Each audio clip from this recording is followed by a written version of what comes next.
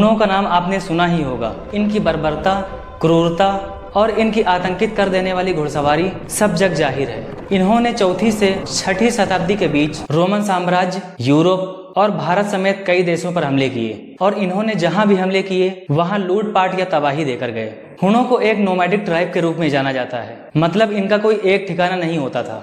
ये एक तरह से घुमक्कड़ योद्धा होते थे। हुन अपनी स्किल्स की वजह से दुनिया भर में जाने जाते हैं। इनके युद्ध या हमले का कोई नियम या कानून नहीं होता था, जैसे कि उस समय पर राजा महाराजाओं का हुआ करता था। सिर्फ लूटपाट के लिए इन्होंने कई बार भारत पर भी हमले किए, लेकिन यूरोप से लेकर एशिया तक इतनी तबाही मचाने के बाद भी और अपनी बर्बरता की वजह से पूरी दुनिया में फेमस होने के बावजूद आज इनकी कोई भी एग्जैक्ट लोकेशन नहीं जानता है कि असल में हुन आए कहां से थे। लेकिन कुछ स्कॉलर्स का मानना है कि ये सियोंगनू लोगों के वंशजों में से थे।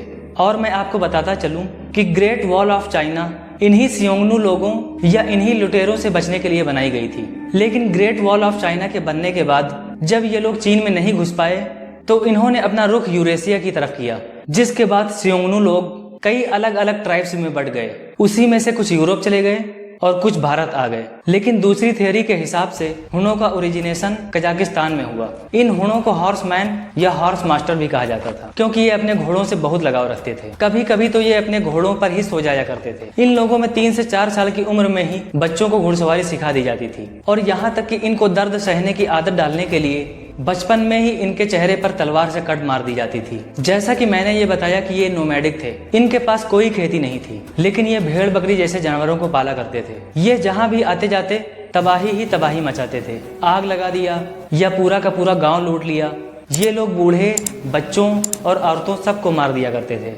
यानी इनका मेन हथियार डर या दहशत था। आप इसी बात से अंदाजा लगा सकते हैं कि अगर ये एक गांव में पहुंचे तो उस गांव के आसपास के गांव के लोग भी अपने अपने गांव छोड़ दिया करते थे या अपना सब कुछ दे देते थे ताकि ये उनकी जान बख्श दें। 4वीं शताब्दी से पहले हुन सरदारों की लीड में छोटे समूहों में यात्रा किया करते थे। उनका कोई राजा या नेता नहीं होता था।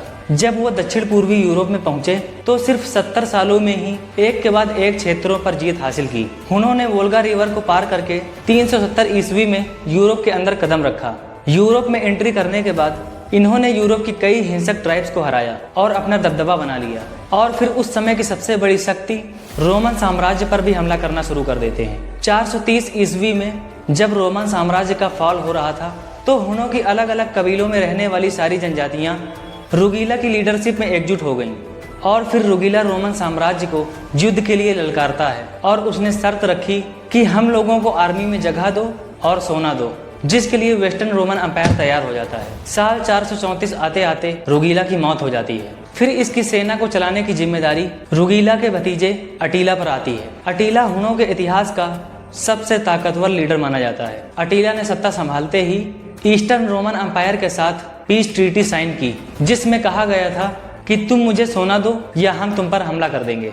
लेकिन 441 में यह सोचकर इस ट्रीटी को तोड़ दिया कि हुन हमारा क्या कर लेंगे। इसके जवाब में अटीला ने लगातार 3 सालों तक ईस्टर्न रोमन एम्पायर पर हमले किए और कॉन्स्टेंटिनोपोल को बर्बाद करके ईस्टर्न रोमन एम्पायर को कमजोर कर दिया। लेकिन धीरे धीरे फ्रांस, इटली और वेस्ट जर्मनी जैसे देश इनकी लड़ने की स्ट्रेटजी को समझ चुके थे, इसलिए आगे आने वाले युद्ध में इन्होंने मिलकर हुनों को हराया। इस तरह अटीला की मौत के बाद साल 459 तक हुनों के साम्राज्य का पतन हो गया। 5वीं शताब्दी आते आते हुनों की जीवन शैली में काफी बदलाव आ चुका था।